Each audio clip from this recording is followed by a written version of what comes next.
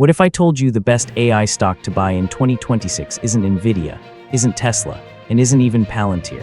What if I told you this company is growing faster than most big tech, controls its entire AI stack end-to-end, and already runs businesses so massive they're basically impossible to disrupt? Buying this stock wouldn't be about getting lucky. It would be about positioning early. And just to be clear, I'm not saying this from a spreadsheet. I actually use Google products every single day. My email, my calendar, YouTube, Android, Maps. This company already runs my life whether I like it or not. Your time is valuable, so let's get straight into it.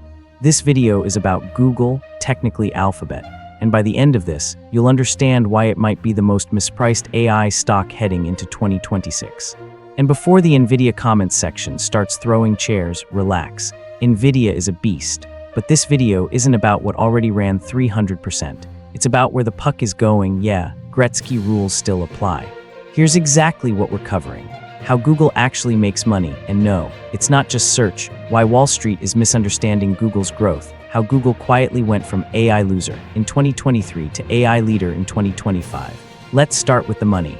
And yeah, full transparency, Google is already one of my largest positions, so this isn't theory. Google operates in 3 massive markets that are all being supercharged by AI. Digital advertising. Still, the engine digital advertising is expected to grow around 10% CAGR through 2033. Wall Street looks at that and says, meh, mature business. That's lazy analysis. Because AI is fundamentally changing how advertising works. Ads are more personalized, better cross-device tracking, smarter retargeting, predictive spending behavior. Quick example. All of this has one goal. Backhand index pointing right, increase conversion rates so Google can charge more per ad.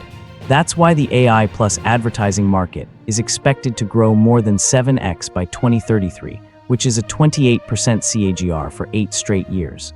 That's the real growth lever. So when people say ads are dead, I'm like, cool story. Meanwhile, Google's over here turning ads into heat-seeking missiles. Now, critics love pointing out this stat. Google's network revenue, ads on third-party sites via AdSense, has been declining about 2% per year since 2022. This reminds me of when people said Apple was done because iPhone unit growth slowed. Meanwhile, services quietly took over. Same movie, different cast. That sounds scary until you realize backhand index pointing right network revenue is only 7% of total revenue. Meanwhile, last quarter, Google search ads plus 15% YoY, YouTube ads plus 15% YoY, subscriptions, platforms and devices plus 21% YoY. Here's the wild part. Google search revenue alone is roughly the same size as Nvidia's entire company revenue. So why is Google search still growing if generative AI is supposed to kill it? Google's CEO answered this directly on the earnings call. So yeah, AI didn't kill Google search. It gave it steroids and a Red Bull backhand index pointing right. AI overview. People are Googling more, not less, specifically to get AI-generated answers. 75+ million daily users of AI mode. AI conversations doubling quarter over quarter. More searches times more ads times higher conversions. That's why revenue is going up, not down. I'll be honest, I catch myself Googling more now. Instead of best credit card, I'm typing best credit card for travel under $95 fee with lounge access. That's an AI query, and Google monetizes the hell out of that. Now let's talk about YouTube. YouTube isn't competing with Netflix. YouTube is competing with sleep. YouTube has 2.7 billion users, the second largest search engine in the world, average daily watch time. 2019, 40 minutes. 2024, 49 minutes. That makes YouTube the #1 streaming platform in the US, bigger than Netflix and Disney Plus combined in total watch time. And if you're a creator, $10.2 billion in YouTube ad revenue last quarter alone. AI didn't disrupt YouTube, it made it stickier. Now this is where things get really interesting. The global cloud computing market is expected to grow nearly 7x by 2034, around 23% CAGR. Inside that, AI infrastructure is growing 28% plus year over year. Google Cloud is the #3 cloud provider globally behind Oz and Azure, but here's what makes it different. Google Cloud was built for AI from day one. I explain this to friends like this. AWS is renting gym equipment. Google built the gym, owns the machines, and controls the electricity bill.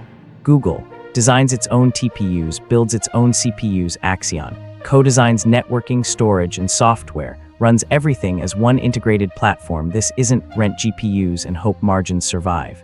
This is vertical integration at hyperscale. And it's working. Oz rents the shovels. Azure rents the shovels. Google owns the shovel factory, the land, and the supply chain. Google Cloud just posted $15 billion in quarterly revenue, plus 34% YoY growth. Now a $60 billion annual business. Here's a moment that should make you stop scrolling.